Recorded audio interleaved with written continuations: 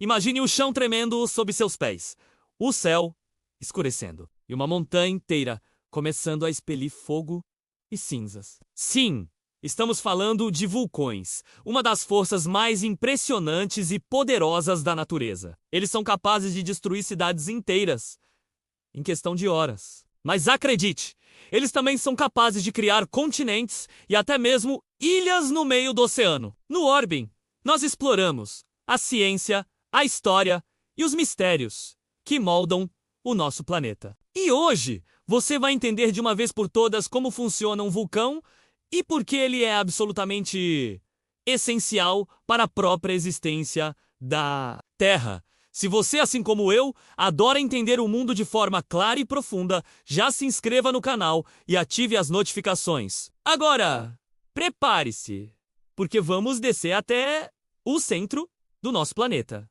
Vamos começar pelo básico. A Terra não é uma bola de rocha sólida por completo. Pense nela como uma cebola, com várias camadas. Primeiro, temos a crosta, essa fina casca de rocha onde vivemos, onde construímos nossas cidades e plantamos nossa comida. Abaixo dela está o manto, uma região gigantesca, extremamente quente, composta por rochas que estão em um estado meio sólido, meio líquido, quase como um caramelo superaquecido. E bem no centro, temos o núcleo, uma esfera de metal com temperaturas que podem ultrapassar os 5.000 graus Celsius. É mais quente que a superfície do Sol! É justamente no manto que nasce o magma. O magma nada mais é do que rocha derretida, misturada com gases, cristais e minerais, tudo isso sob uma pressão absurda. É como uma panela de pressão geológica, cozinhando por milhares de anos. Mas a grande questão é,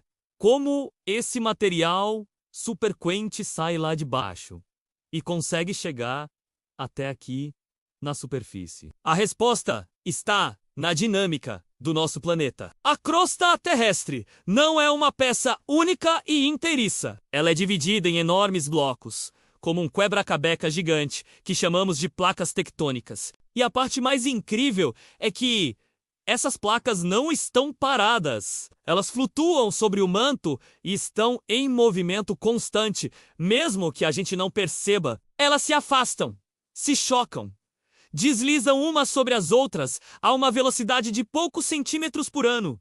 A mesma velocidade com que nossas unhas crescem. É exatamente nesses encontros de placas que a mágica, ou melhor, a geologia acontece.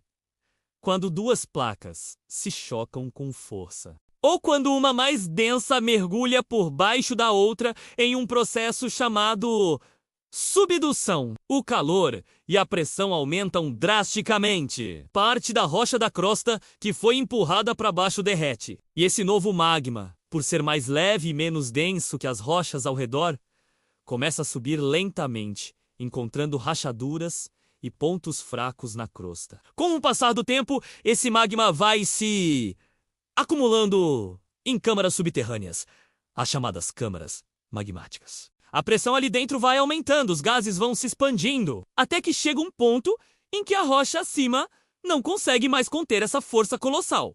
E então acontece a erupção. A montanha literalmente explode ou se abre para liberar toda essa energia acumulada. Quando um vulcão entra em erupção, ele não libera apenas aquele rio de fogo que vemos nos filmes. Na verdade, ele pode expelir vários materiais. O mais famoso é a lava, que é simplesmente o nome que damos ao magma quando ele chega à superfície e perde parte dos seus gases. Temos também as cinzas vulcânicas, que são partículas minúsculas de rocha e vidro, pulverizadas pela explosão. Elas podem viajar por milhares de quilômetros e até mesmo afetar o clima global. Além disso, são liberados gases, muitos deles tóxicos, como dióxido de enxofre e dióxido de carbono. E claro, rochas incandescentes, chamadas de bombas vulcânicas, que são arremessadas a grandes distâncias. Nem todas as erupções são iguais. Algumas são extremamente explosivas, como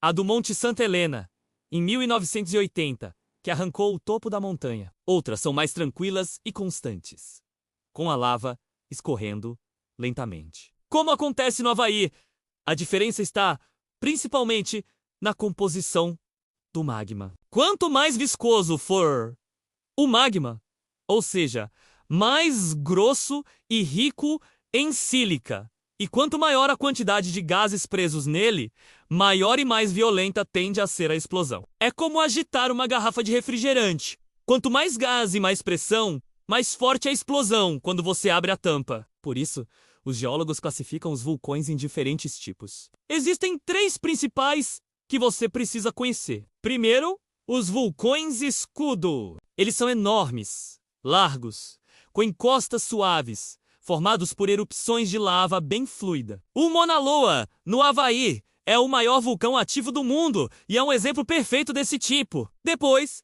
temos os vulcões compostos, também chamados de estratovulcões. Eles são o que a maioria das pessoas imagina quando pensa em um vulcão.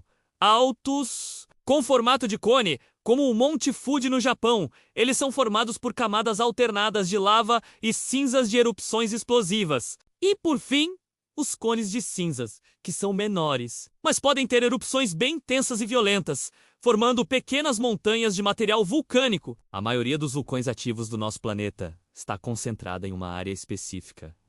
O famoso Anel de Fogo do Pacífico. Essa é uma zona em forma de ferradura, com mais de 40 mil quilômetros de extensão, que margeia o Oceano Pacífico. É ali que a placa do Pacífico encontra várias outras placas tectônicas, gerando uma atividade sísmica e vulcânica intensa. Cerca de 75% dos vulcões ativos do mundo estão localizados nessa região. E é lá que ocorrem algumas das maiores e mais devastadoras erupções da história. Apesar de todo o seu potencial de destruição, seria um erro enxergar os vulcões apenas como vilões. Na verdade, eles são fundamentais para a vida e para o planeta. As erupções vulcânicas, por exemplo, ajudam na formação de novas ilhas. Todo o arquipélago do Havaí foi criado por atividade vulcânica ao longo de milhões de anos. Além disso, o solo que se forma a partir das cinzas vulcânicas é extremamente fértil, rico em nutrientes, o que explica por que tantas comunidades ao longo da história se estabeleceram perto de vulcões, apesar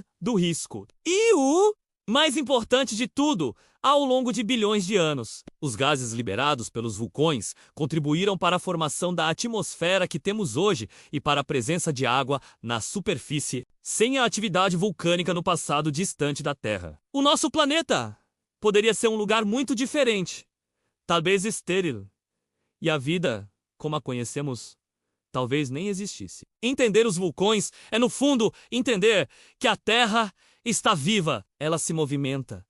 Ela respira. Ela se transforma constantemente sob nossos pés.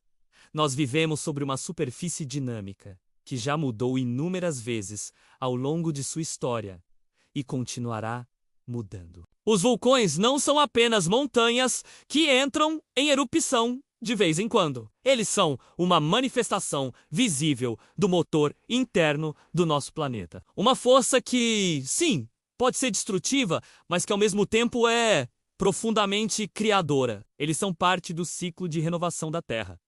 Os vulcões nos lembram da nossa pequenez diante das forças da natureza, mas também da incrível resiliência e capacidade de criação do nosso planeta. Eles são um elo direto com o coração quente e pulsante da Terra. Se você quer continuar explorando os fenômenos mais impressionantes do nosso mundo, desvendando os mistérios do universo e da ciência, inscreva-se agora mesmo no Orbe, porque entender o mundo é o primeiro passo para enxergá-lo com outros olhos, com mais admiração e curiosidade. Obrigado por assistir e até o próximo vídeo.